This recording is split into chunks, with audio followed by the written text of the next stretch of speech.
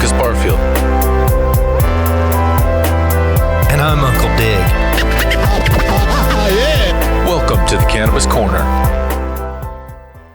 And we are back on the Cannabis Corner. My name is Lucas Barfield, and I am joined by my co-host, Uncle Dig. How's it going today, Uncle Dig? Hey, it's been a busy morning, but it's going good down here in Southern Oregon. How about you, Lucas? Yeah, I'm doing pretty good. I'm glad to hear you're doing well.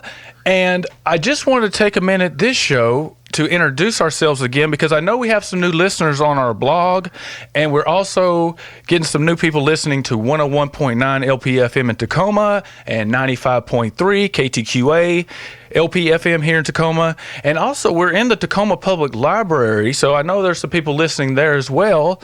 And so just wanted to take a second just to let the audience know who is up here on the radio talking to them about cannabis. So just take a minute and introduce yourself to our audience, Dick.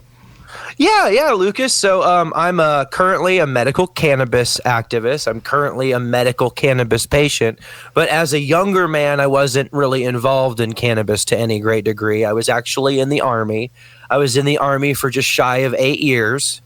And then when I got out of the Army, like a lot of veterans, I was faced with the choice of using opiates to treat chronic pain or experimenting with cannabis. And I chose to experiment with cannabis instead of taking opiates. At that time, the VA was making veterans sign pain contracts. I don't know if some people remember those. I'm not going to get into those too much, but basically when you signed it, they would drug test you, and if you came positive for any other drugs like cannabis, they would discontinue your pain medication immediately. So I didn't want to sign one of those. So I started using cannabis, and shortly thereafter I started participating in the Oregon medical cannabis scene, helping other growers working in their gardens from, I would say, the mid-2010s to currently. And I also started growing at home in 2016, and I've been an Oregon medical marijuana patient since the mid-2010s. Yeah, and you and I first met, you were in Tacoma, and we met at a march. You saw me, we were at People's Park, and I was tapping across the park, and I remember I kind of did a couple stumbles there, as I usually do. And Audience Dig actually came up to me and said, "Hey, sir, would you like some help?" And Dig helped me all the way through the march. We walked all the way down through downtown Tacoma. He led me all the way through, and we kind of struck up a friendship. He gave me a ride home.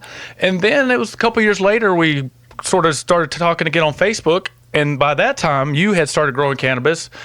I've been in the cannabis since the 90s. I was a medical cannabis patient when I was 19 in Alabama. Have lots of interesting stories about getting cannabis in Alabama, the police, roadblocks. Very kind of interesting and really traumatic issues with cannabis in my early ages. But now I'm a medical cannabis patient and I'm a medical cannabis activist. I do writing for Ganjapreneurs and am really happy to be on the Cannabis Corner here with Uncle Dig. So really glad you're on the show, Dig. Yeah, I'm glad I ran into you during Occupy. Yeah, that was really great. I just want to remind the audience that you can go over to YouTube at The Cannabis Corner and find our first 3 seasons, if you're wondering where those are. And Dig comes on about episode 20. I think that's right, Dig. Yep. I think that sounds right, yeah.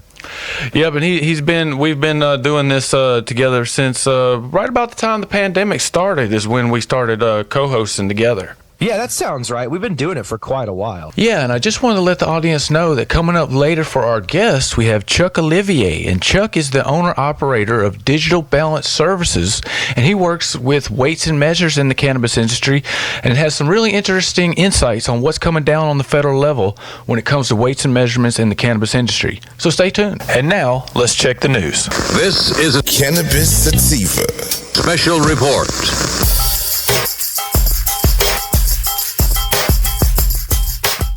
And what we're going to do first, before we get into some news around the country, is we're going to stick here in our home state where we're broadcasting from here in Washington.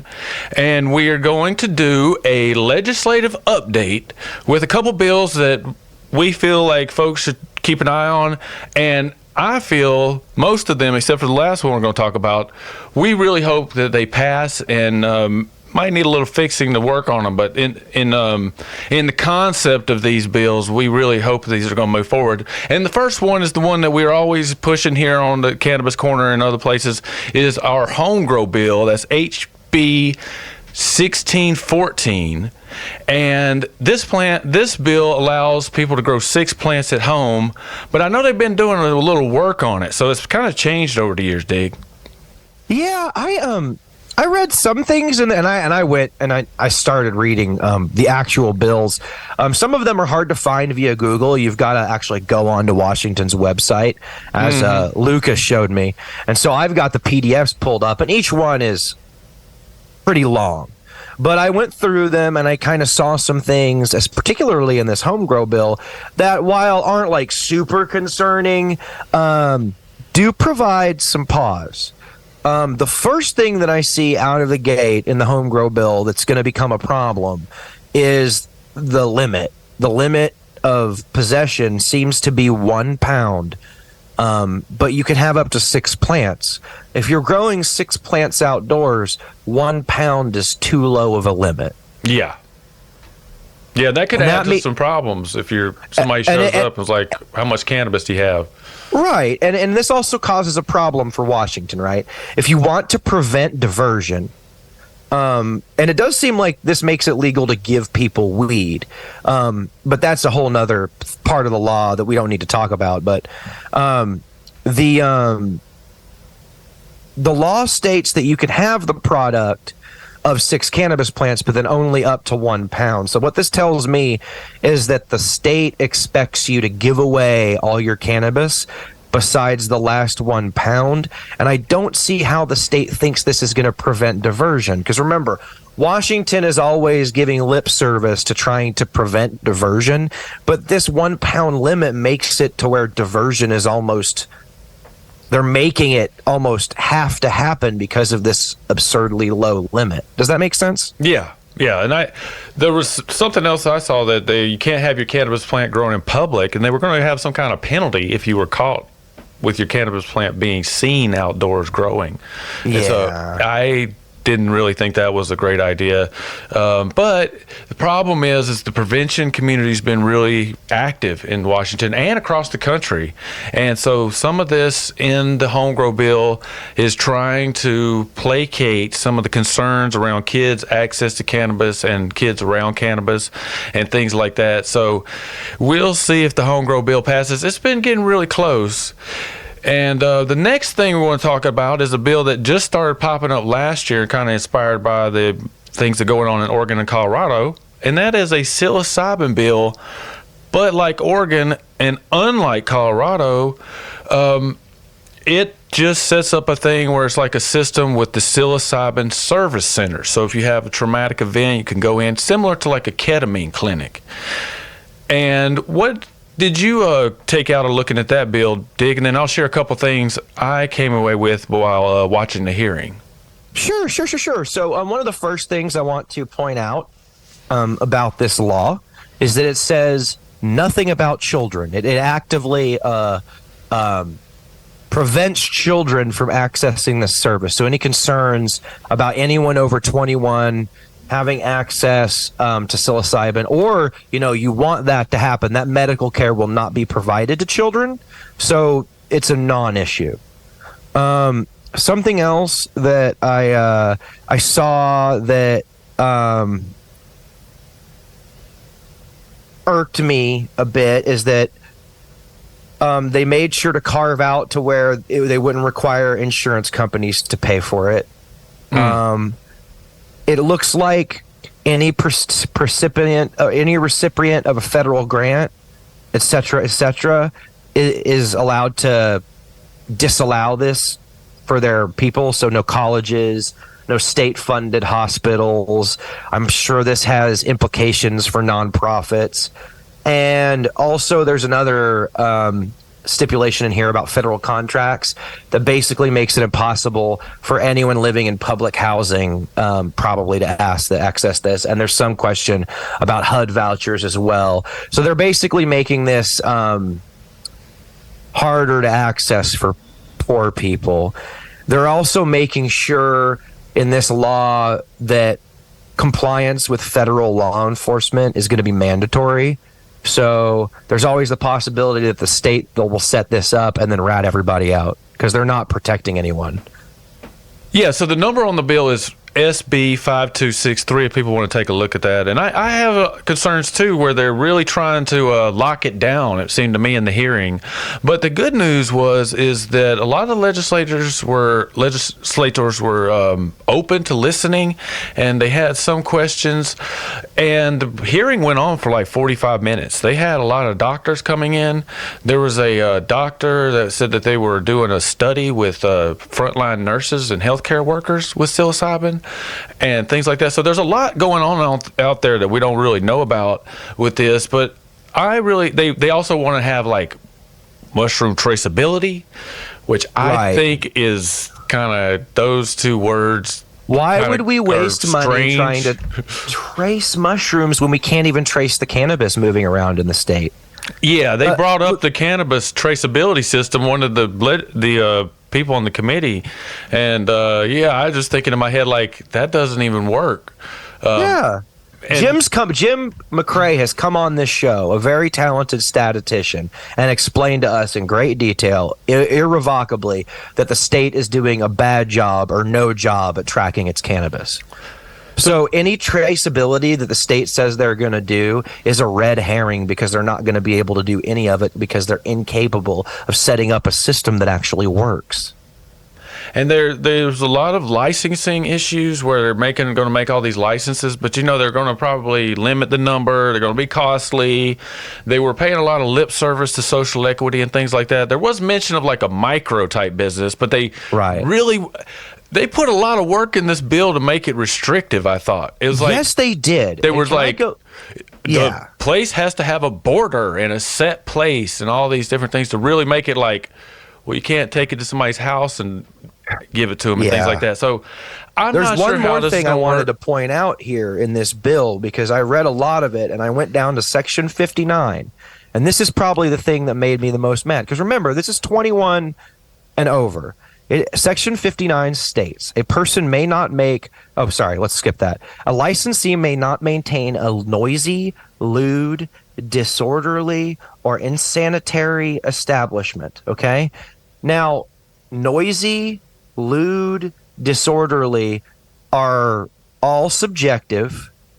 I would argue that lewd shouldn't even be here. It's a 21 or older establishment. Mm-hmm. So this is a Puritan insert into a law that's a medical law. The people who put this in here are children, and they shouldn't be allowed. This is like something you'd read in like a church rules or something. This doesn't belong in rules for a medical organization, and it's very troubling that this made it in there. Yeah, that is troubling. But it's Washington State. They're a bit puritanical up there. It's it's interesting politics here in Washington State. But the next one we're going to move on to is one that we really hope passes, and that is the medical cannabis tax break bill. As the audience knows, Washington State has the highest medical cannabis tax in the country, 37%, and almost one of the only ones that has a medical cannabis tax, like Mississippi. You have Republicans in Mississippi saying, nope, we don't want to tax medical cannabis because the people are sick. But here in Washington, 37% tax. And that bill, what's the number on that bill, Dig? Patient tax break, HB 1453. Yeah, so we're really hoping that passes, so we'll go and take a look at that. There is also a medical cannabis patient arrest protection law. Oh, wow. It'd be 10 minutes for me to explain how all that works, but there is a loophole in the law that even if you have a medical cannabis authorization, you still can get arrested and get your plants taken and your whole grow set up and everything, and actually have to go to court and prove yourself innocent and all these different things, even if you have a medical cannabis card. That is trying to be fixed. But then there's one more bill that we want to talk about real quick, and that is SB 5405. That is giving the Liquor Control Board, Liquor and Cannabis Board, more subpoena power. Guess what they're trying to subpoena, Dig? Power bills. Seriously, we're just going to do the war on drugs in a legal framework? It's so dumb, Washington. So dumb. Yeah, I was kind of blown away by that. And props going out to the two black men who showed up and testified against it. I wish I would have known that the bill was there. And I was really shocked that there were some pretty heavy hitter cannabis groups around that remained silent on that. And SB 5405, yeah, I mean, the police. Do you have SWAT teams in the Tacoma area? Oh, yeah. We have a, okay, so you have a no SWAT rental service. So this doesn't just endanger cannabis users. This endangers all home gardeners, because people don't know this. Most like at-home horticultural lighting isn't used to produce cannabis. It's used to jumpstart spring planting. And in Washington, it's incredibly important, if you want to grow vegetables, that you have a light and a greenhouse to do it in. So this is going to wrap up people are going to get subpoenaed that have nothing to do with cannabis, and it's not good. This is going to waste a lot of law enforcement resources. This is bad. There's so much horticultural lighting in Washington state that has nothing to do with cannabis, and this is going to wrap up. This is going to be very bad. Yeah, I do know people who grow microgreens inside, and on this too, like the police have the subpoena power to go and get a subpoena and check your power bill, like the police. But the Liquor and Cannabis Board are not the police. So it's not like this thing can't happen. But I think the police have bigger things to do than go and poke around at the power company looking to see how many lights you have on at your house. So just check that out, SB 5045. I was quite shocked that they even put that up there, and I'm hoping it does not pass. So, that's a huge step back. We're going to start reading about those horror stories about cops shooting dogs over basement tomato gardens. Y'all are being really bad. So speaking of really bad, we're moving on to our next story, and that is the FDA.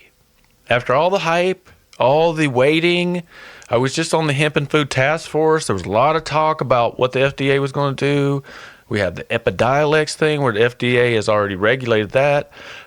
The FDA finally said, hey, we don't have the tools, quote, the toolbox, to actually regulate CBD. And we're going to kick this football back over to the legislative branch, because the FDA is in the executive branch. They kicked it back over to the Congress and said, hey, Congress, you're the one that has to do something about this. And you really had a good point and some concerns about this, Dig. What's going on with this? Well, I was reading this article, and, normally I'd be like, okay, fine, FDA, you're not interested, fine. I don't care. But something that the FDA Deputy Commissioner, Dr. Janet Woodcock, said actually concerned me. She said that studies have shown CBD has the potential to harm the liver, interact with certain medications, and harm the male reproductive systems. And you brought up the point, of course, that this is normal, reefer madness stuff. And these are talking points of reefer madness. However, they're making a decision not to investigate this further. So they found a place where the supplement may be dangerous, specifically in the high concentrations you're seeing in artificial supplements, and now they're choosing to kick the football down the road. And that makes me concerned, because that means they're seeing a possible danger and they're not investigating it. And I would ask the listener to ask themselves why that is. Why are they not investigating whether or not CBD is harmful to the user? And I would argue that the federal government doesn't concern itself with the safety of cannabis users. You see this in a number of ways where we don't get equal protection under the law. The Second Amendment, some would argue the First Amendment, definitely the Fourth Amendment. And now in this case, the government isn't even taking the time to protect us from medicines that may be harming us. Yeah, and then now I think that the CBD also includes the Delta 8s and all that too. I think they just kicked it all out because that all comes from CBD. But even if we're just talking about CBD, I picked out those words too, and it's very concerning that, let's say that CBD does harm the liver in large amounts, and they have studies for that. I haven't seen a ton of that or heard much about that, but let's say the FDA has them. Why are they just sitting on them? And why is the CBD in every single gas station out there in Walgreens. But, alcohol harms the liver, and they just sell that. And then tobacco is the number one preventable reason for death in the United States, and that funds half the country with the tobacco taxes. So, yeah, the government does not really care about the health of people. They're here to facilitate the capitalist system. And it seems like I think it's the scheduling, Schedule 1 and all that. I kind of take the FDA's word for this, that they actually don't have the tools to do this, but they got Epidiolex out there, which is a corporate sort of brand of CBD. Yeah. Okay, so our next story is out of Oregon, and this is sort of part of some things we've been talking about recently, how the cannabis industry has been contracting, let's say. But in this case, they're kind of using the contraction as an excuse to rip off a bunch of small farms in Oregon. And the name of the brand is Chalice Brands, and they're actually out of Canada. And they're just ripping these farms off down there, just not even answering their emails with the invoices for like $5,000 here, $10,000 here, adds up to about $100,000 across the board, which isn't a lot to a company. If you go over there and look at their books, they're up in the millions, 15 million profit. They have a lot of money over there at Chalice Brands, just ripping them off down there in Oregon, Dig. Yeah, and that money may not be a big deal to Chalice Brands, but that could make a huge impact on payroll for these smaller dispensaries. Their margins aren't always that great. But here's what I want to talk about. Chalice Brands was originally founded in Oregon, and then it was bought by a Canadian investment firm, and then now they're headquartered out of Oregon. So even if these businesses want to take them to small claims court in Oregon, they can't, because they're a Canadian company. So how are they going to make them pay? And I would posit to the listeners, any of the listeners that work in this industry, to be careful doing business with international brands, because you may have no recourse if they decide that paying you for a service and stealing services and or product from you is a good business decision. Yeah, they'd have to take that up to federal court, and it would add, those bills for just taking it to federal court would add up to more than what's owed. So, well, yeah, and they can't take it to federal court because the federal court doesn't recognize cannabis as a legitimate business. Yeah, there's not really, and if the businesses go out of business, they can't declare bankruptcy. No. But Chalice up in Canada, they're just continuing to do business. So just wanted to bring that to the audience's attention, how if you're in the cannabis industry, you need to be careful out there who you're working with.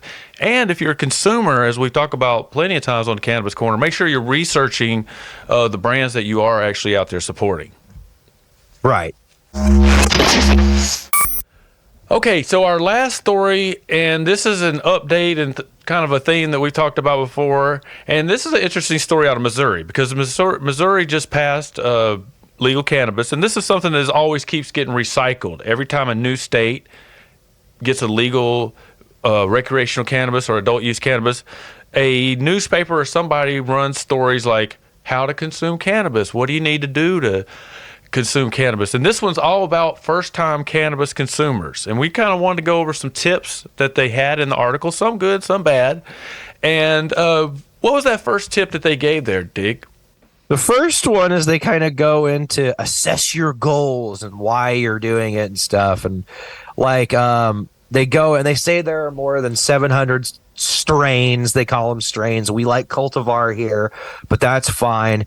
They talk about sativa and indica, which is, not 100% accurate, but I fall into this verbiage sometime because it's easy to kind of tell someone what effect they're looking for. But I would tell that novice users that it's going to be really subjective how cannabis affects you. It's completely different for everyone. And that's why I will often say that cannabis isn't for everyone. Some people are having an incredibly jarring experience when they consume cannabis.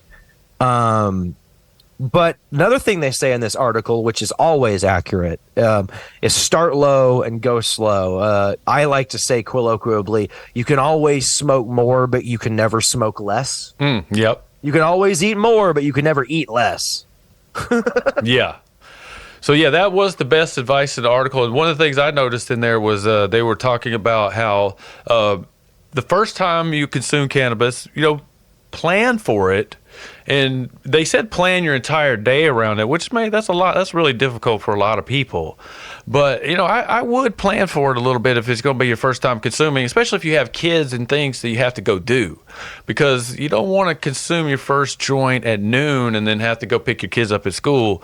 It's not going to work out very well for you because it's going to be, you don't want to drive after consuming, if you even can drive, because like Dig said, it's going to be subjective.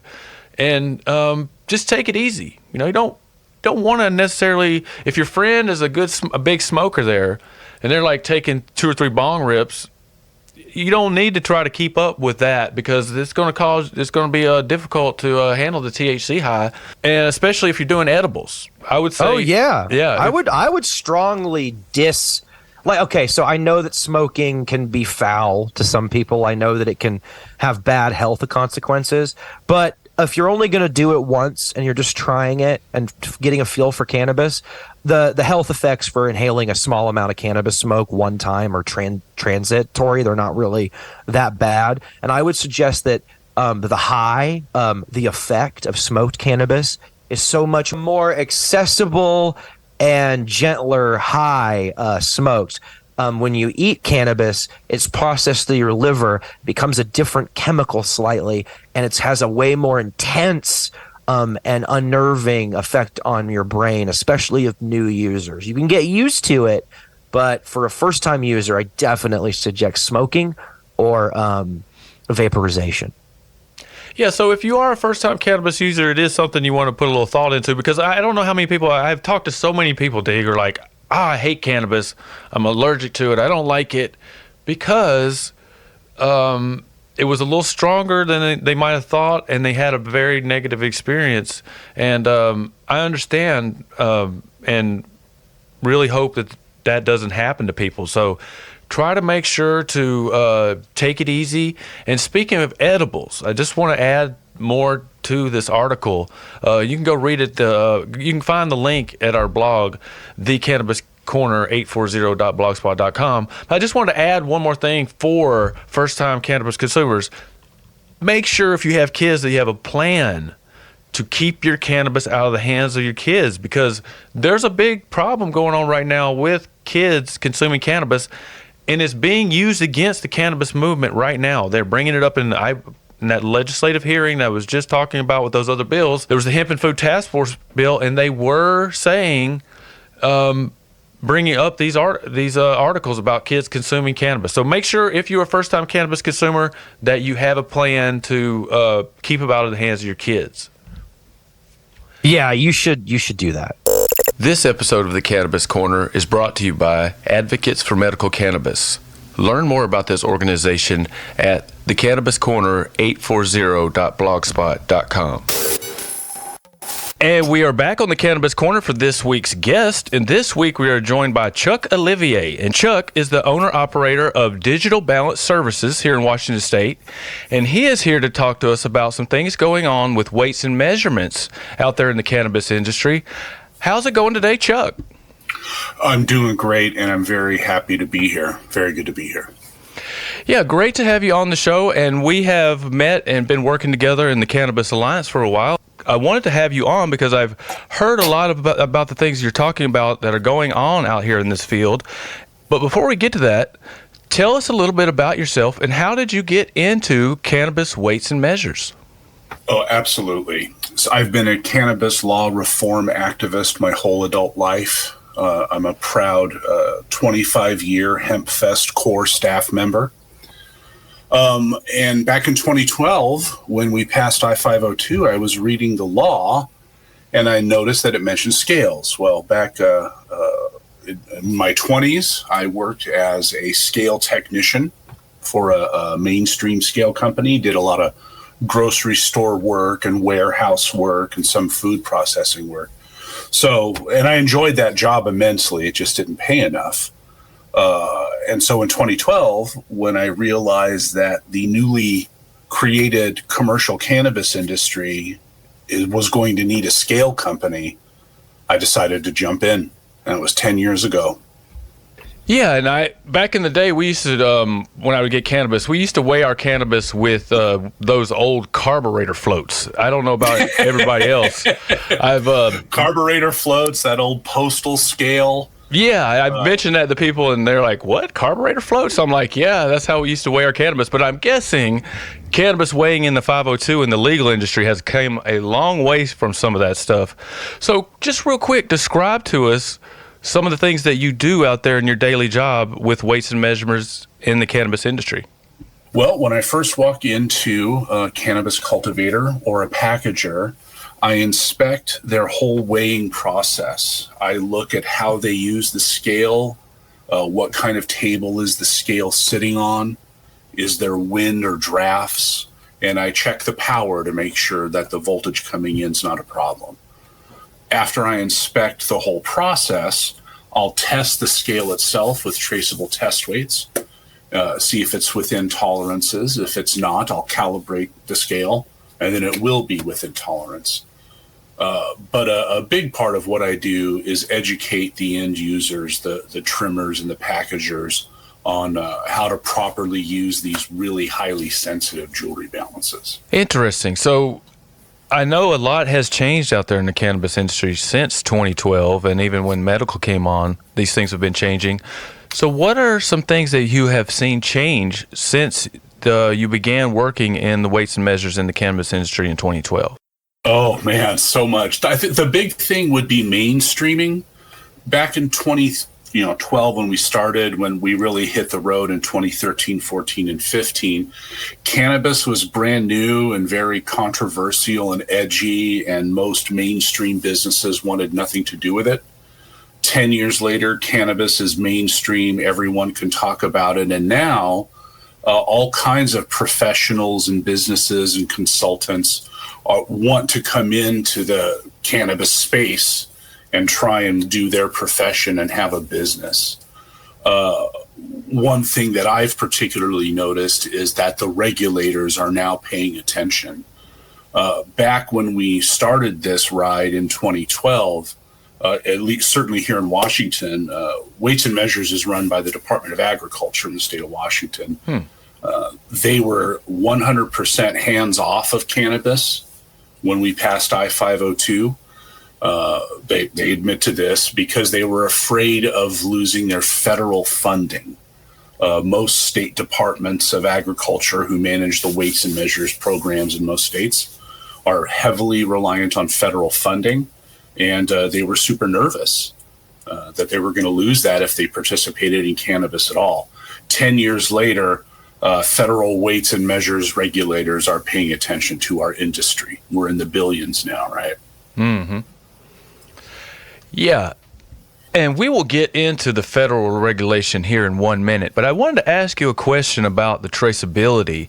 We've covered on the show a fair amount about Washington State's traceability system and some of the issues that are going on with that. So can you tell the audience real quick, how does these weights and measurements and being accurate and everything being correct, how does that factor into our current traceability scheme we have in the state? The first thing is statistics in general. When we talk about our production, when we talk about what we're doing, it's all based in weight. So it helps if those weights are accurate for all the statistics and data. But more specifically, what we're getting at is diversion. And so and potency as well. So if a lot of times when you go to a cannabis store in Washington, what you get is dry as a bone. Mm-hmm. And when cannabis is sent to the lab dry as a bone, it's going to test more potent because there's less water in it. An unscrupulous cultivator or packager could bring that back to their facility, expose it to some moisture. Now they have more mass to sell that's at a lower potency than what's on the label. So it's really important to have those measures correct and everybody recording everything correctly. And as you mentioned, the federal government is starting to take a closer look at this. So can you tell us real quick, we'll start, there's two cases of this that we were talking about before the show, and one of them is the National Type Evaluation Program, NTEP, is getting into the cannabis industry and starting to do some regulations. Tell us real quick about some of the inroads NTEP is making into the cannabis industry. You bet. And NTEP is a testing laboratory, and they're part of a small group of federal agencies, including NIST, that handle commercial weighing devices and meters. So any scale that's used for buying or selling has to be NTEP approved. So that's your grocery store scale, that's a gas pump, a propane meter. And so when the scale manufacturer or meter manufacturer comes out with their new scale, they send it into NTEP, which is a testing laboratory. And they'll do things like, say it's a 10-pound scale, they'll weigh 5 pounds 100,000 times. The scale has to be dead on repeatable for those 100,000 weighings. And while that's going on, they'll expose it to cold and hot and fluctuations in its power supply. They'll unplug it during the test. And so what NTEP is doing is they want to determine accuracy, repeatability, and permanence or durability. When a scale is NTEP approved, we know that it's built solidly and will be accurate and repeatable throughout its design life. And you were saying that a lot of the cannabis manufacturing devices out there are not NTEP approved. That's correct. What is this? What effect is this having in the cannabis industry? Well, it's not having an effect yet. It's going to in a few years. So 10 years in, we're starting to see economies of scale happen, and smaller operators are needing automation to compete. The medium and large size operators are all, not all, but many are already using automation. And when I say automation, I mean bagging equipment, jar filling equipment to put the flour into jars, and joint making equipment.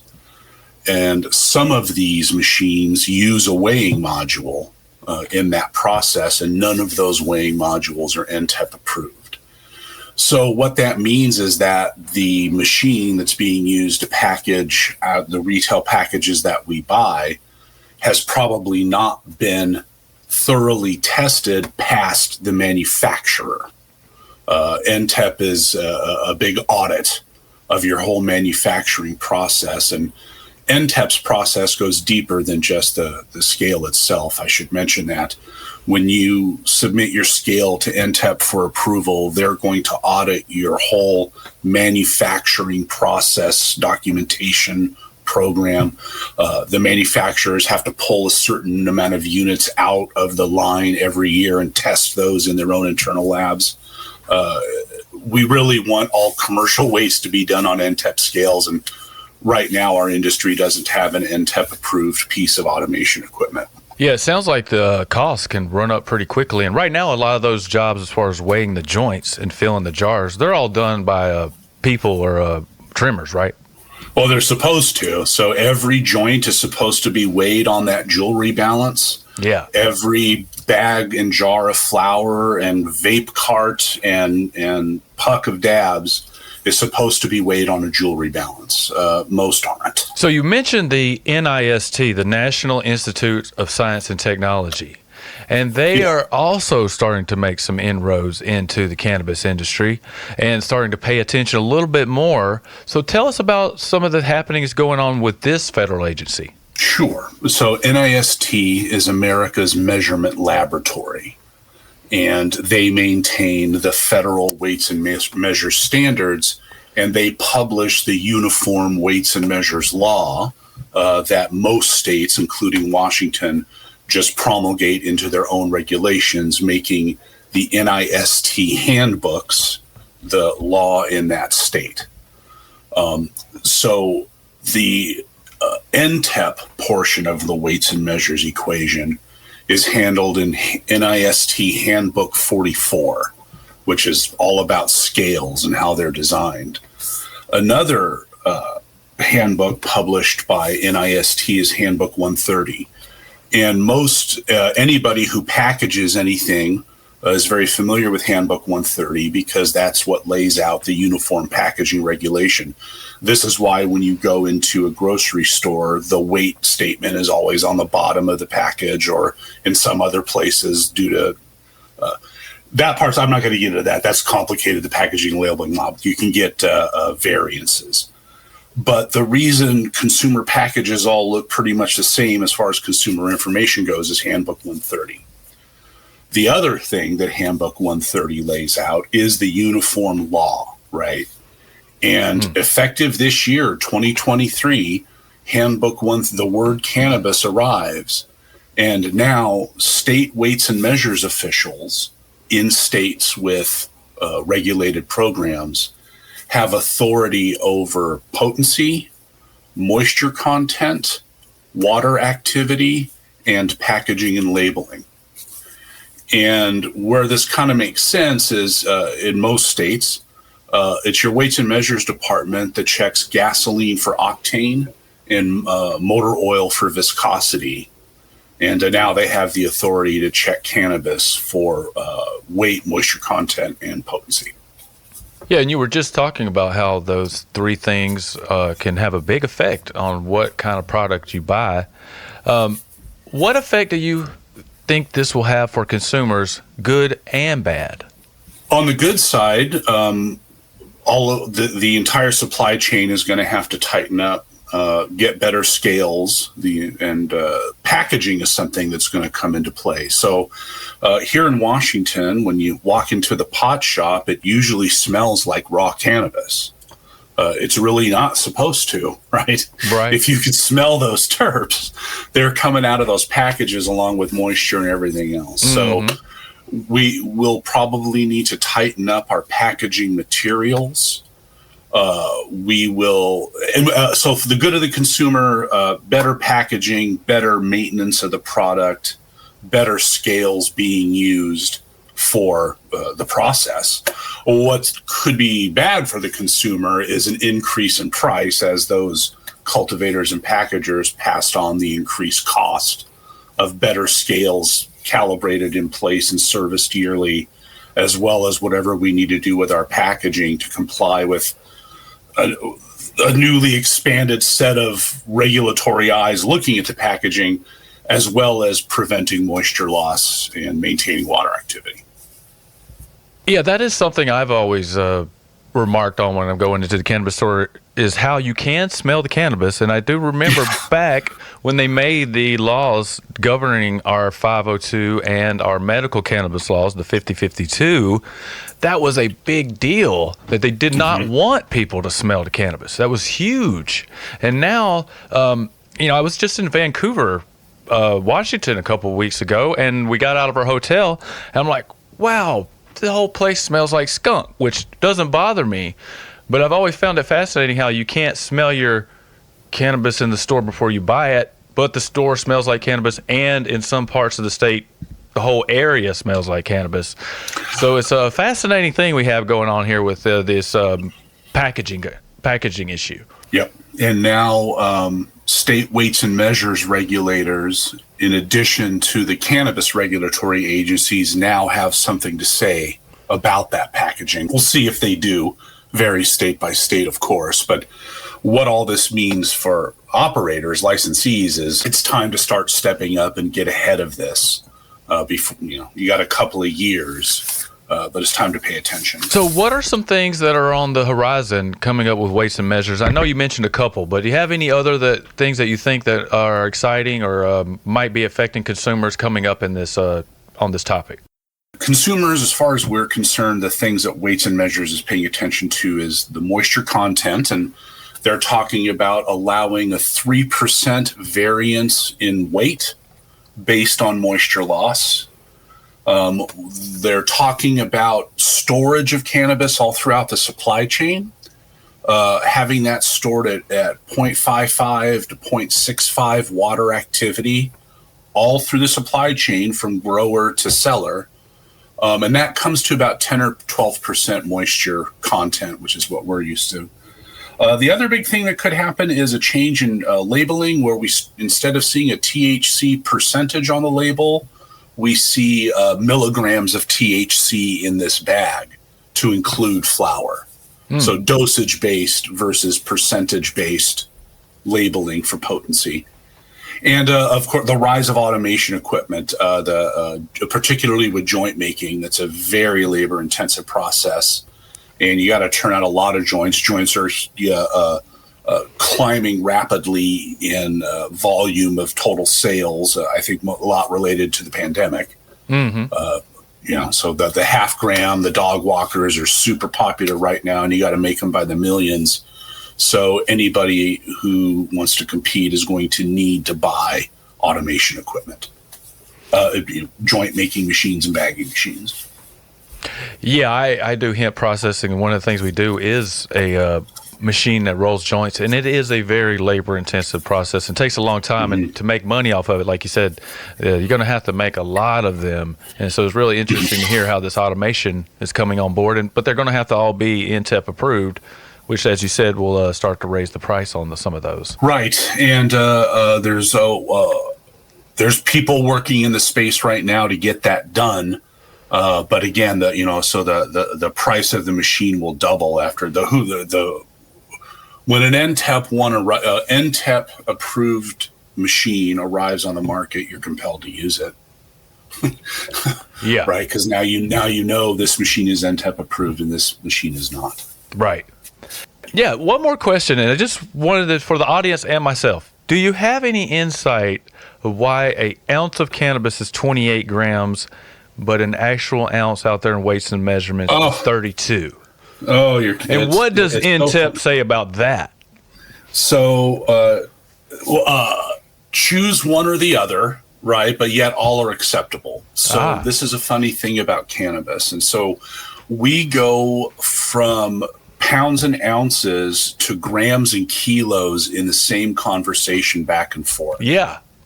Right. And it's that when I first started in cannabis versus mainstream scales, it was funny. Everybody talking about the 448 gram pound. Yeah. Right. And no, cannabis is 28 and a half grams. It's because we talk about cannabis in fractions of an ounce or, in fractions of a pound, but we measure it in grams. Yes. And so it's something we've created ourselves. It's a funny part of our world. And what I would like to see is us just go to grams. Right.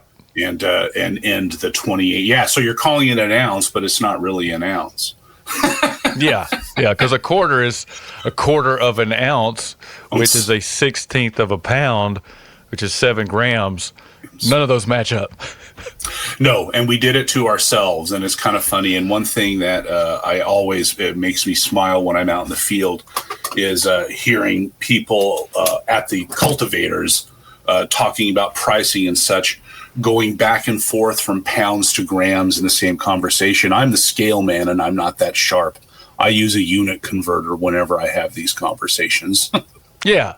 Well, I really appreciate that. It's something I actually did not know that until a couple years ago. I was doing some research, and I was like, oh, this is interesting. And before we get out of here, tell us how people can get in touch with you and find out more about your work. Digitalbalanceservices.com is a great place to check me out. All right. Thanks, Chuck. Thank you so much, Lucas. Talk to you soon. This episode of the Cannabis Corner is brought to you by Advocates for Medical Cannabis. Learn more about this organization at thecannabiscorner840.blogspot.com.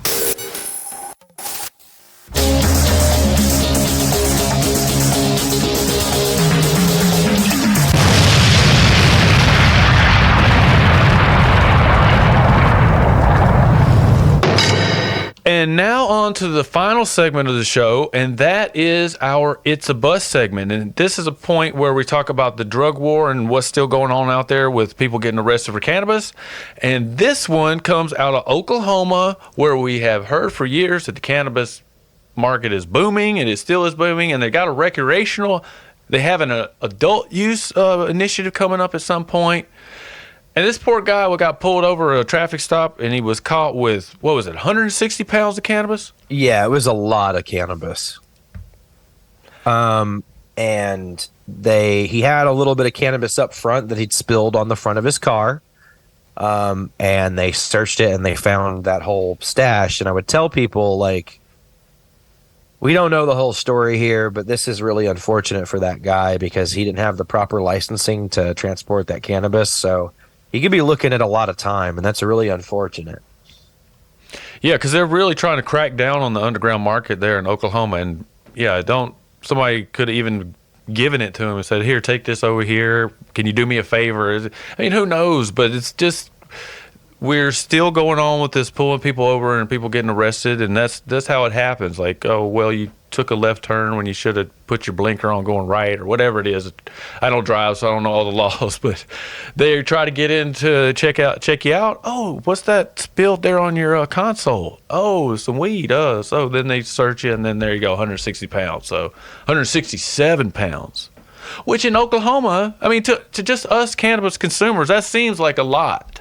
Well, yeah, I mean, and there's all kinds of scales to this. As a home grower, I'm probably producing like 1 to 6 pounds yearly, right? I'm not producing that much cannabis. Enough for me, for sure, and to share with my friends, but not enough, to sell a pound to anyone or anything like that.